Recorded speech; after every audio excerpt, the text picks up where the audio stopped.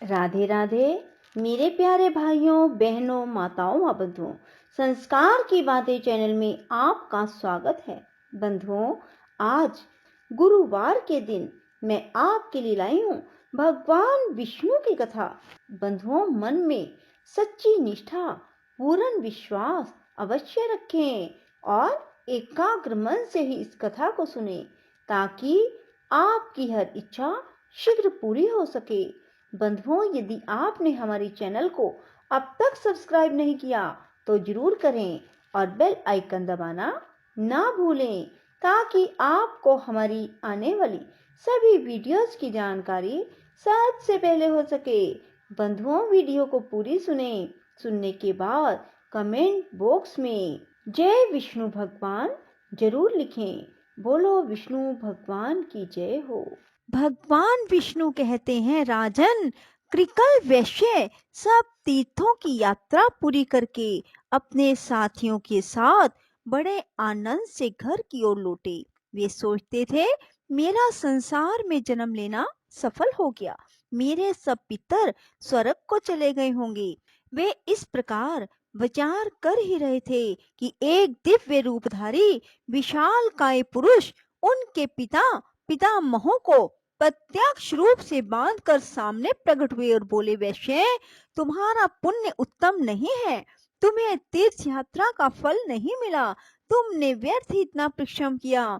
यह सुनकर कृकल वैश्य दुख से पीड़ित हो गए। उन्होंने पूछा, आप कौन हैं जो ऐसी बात कह रहे हैं? मेरे पितामह क्यों बांधे गए हैं? मुझे तीर्थ का फल क्यों नहीं मिला? धर्म ने कहा, जो धार्मिक आचार और उत्तम व्रत का पालन करने वाली, श्रेष्ठ गुणों से विभूषित, पुण्य में अनुराग रखने वाली, पुण्यमयी पतिव्रता पत्नी को अकेली छोड़कर धर्म करने के लिए बाहर जाता है, उसका किया हुआ सारा धर्म व्यर्थ हो जाता है। इसमें तनिक भी संदेह नहीं है। जो सब प्रकार के सदाचार में संलग्न रहने वाली, प्रशंसा के योग्य आचरण वाली, धर्म साधन में तत्पर, सदा पतिव्रत्य का पालन करने वाली, सब बातों को जानने वाली, ज्ञान की अनुरागिनी है, ऐसी गुणवती, पुण्यवती और महासती नारी जिसकी पत्नी हो, उसके घर में सर्वदा देवता निवास करते हैं। पितर भी उसके घर में रहकर निरंतर उसके यश की कामना करते रहते हैं। गंगा आदि पवित्र नदियां, सागर, यज्ञ, गो, ऋषि, संपूर्ण तीर्थ भी उस घर में मौजूद रहते हैं। पुण्यमयी पत्नी के सहयोग से गृहस्थ धर्म का पालन अच्छे ढंग से होता है। इस भूमंडल में गृहस्थ धर्म से बढ़कर दूसरा कोई धर्म नहीं। वैश्य, गृहस्थ का घर यदि सत्य और पुण्य से युक्त हो तो परम पवित्र माना गया है। वहां सब तीर्थ और देवता निवास करते हैं। गृहस्थ का सहारा लेकर सब प्राणी जीवन धारण करते हैं। गृहस्थ आश्रम के समान दूसरा कोई उत्तम आश्रम मुझे दिखाई नहीं देता। जिसके घर में साध्वी स्त्री होती है, उसके यहाँ मंत्र, अग्निहोत्र, संपूर्ण देवता, सनातन धर्म, दान, आचार सब मौजूद रहते हैं। इसी प्रकार जो पत्नी से रहित है, उसका घर जंगल के समान है। वहां किए हुए यज्ञ तथा भांति भांति के दान सिद्धिदायक नहीं होते। साध्वी पत्नी के समान कोई तीरथ नहीं, पत्नी के समान कोई सुख नहीं। संसार से तारने के लिए, कल्याण साधन के लिए पत्नी के समान कोई पुण्य नहीं। जो अपनी धर्म परायणा सती नारी को छोड़कर चला जाता है, वह मनुष्य में अधम है।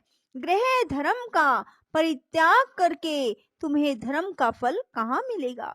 अपनी पत्नी को साथ लिए बिना जो तुमने तीर्थ में स्नान और दान किया, उसी दोष से तुम्हारे पूर्वज बांधे गए हैं। तुम चोर हो और तुम्हारे ये पितर भी चोर हैं, क्योंकि इन्होंने लोलुपतावश तुम्हारा दिया हुआ श्राद्ध का अन्न खाया है। तुमने श्राद्ध करते समय अपनी पत्नी को साथ नहीं रखा था। जो सुयोग्य पुत्र श्रद्धा से युक्त हो अपनी पत्नी के दिए हुए पिंड से श्राद्ध करता है, उससे पितरों को वैसी ही तृप्ति होती है जैसी अमृत पीने से। इसमें तनिक भी संदेह नहीं। पत्नी ही गृहस्थ धर्म की स्वामिनी है। उसके बिना ही जो तुमने शुभ कर्मों का अनुष्ठान किया है, यह स्पष्ट ही तुम्हारी चोरी है। जब पत्नी अपने हाथ से अन्न तैयार करके देती है तो वह अमृत के समान मधुर होता है। उसी अन्न को पितर प्रसन्न होकर भोजन करते हैं और उसी से उन्हें विशेष संतोष और तृप्ति होती है। पत्नी के बिना जो धर्म किया जाता है वह निष्फल होता है। कृकल ने पूछा, धर्म, अब कैसे मुझे सिद्धि प्राप्त होगी और किस प्रकार मेरे पितरों को बंधन से छुटकारा मिलेगा? धर्म ने कहा, महाभाग, अपने घर जाओ। तुम्हारी धर्म परायण पुण्यवती पत्नी शुक्ला तुम्हारे बिना बहुत दुखी हो गई थी। उसे सांत्वना दो और उसी के हाथ से श्राद्ध करो।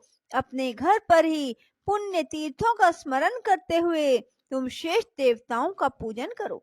इससे तुम्हारी की हुई तीर्थ यात्रा सफल हो जाएगी। भगवान श्री विष्णु कहते हैं, राजन, यो कहकर धर्म जैसे आए थे वैसे ही लौट गए। परम बुद्धिमान कृकल भी अपने घर गए और पतिव्रता पत्नी को देखकर मन ही मन बहुत प्रसन्न हुए। शुक्ला ने स्वामी को आया देख उनके शुभ आगमन के उपलक्ष्य में मांगलिक कार्य किए। इसके बाद धर्मात्मा वैश्य ने धर्म की सारी चेष्टा बतलाई। स्वामी के आनंददायक वचन सुनकर महाभागा शुक्ला को बड़ा हर्ष हुआ। उसके बाद कृकल ने घर पर ही रहकर पत्नी के साथ श्रद्धा पूर्वक श्राद्ध और देव पूजन आदि पुण्य कर्म का अनुष्ठान किया।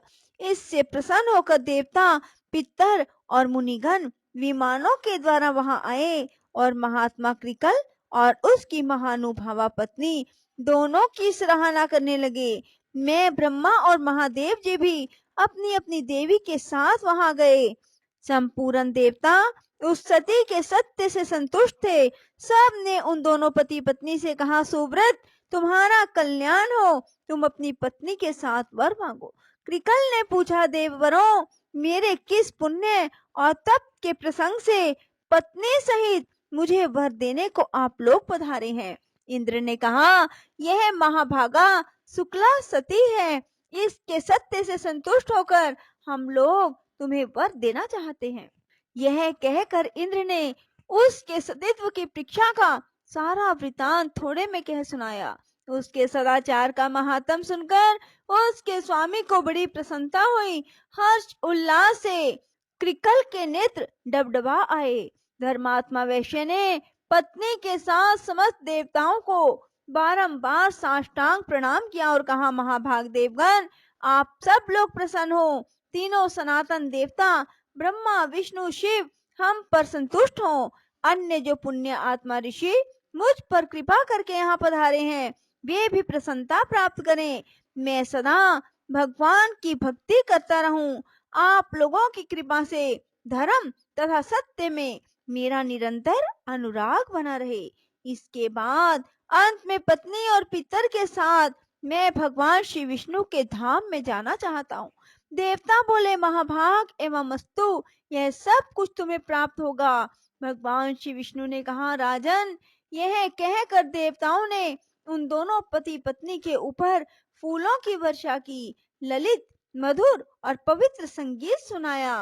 वर देकर वे उस पतिव्रता की स्तुति करते हुए अपने अपने लोक को चले गए। इस परम उत्तम और पवित्र उपाख्यान मैंने पूर्ण रूप से तुम्हें सुनाया। राजन, जो मनुष्य इसे सुनता है वह सब पापों से मुक्त हो जाता है। स्त्री मात्र को शुक्ला का उपाख्यान श्रद्धा पूर्वक सुनना चाहिए। इसके श्रवण से वह सौभाग्य, स्थित्व, पुत्र पौत्रों से युक्त होती है। इतना ही नहीं, पति के साथ सुखी रहकर वह निरंतर आनंद का अनुभव करती है। बोलो विष्णु भगवान की जय हो। राधे राधे। जय श्री कृष्णा। बंधुओं, यदि आपको हमारी वीडियो पसंद आए तो इसे लाइक करें और शेयर भी जरूर करें। धन्यवाद।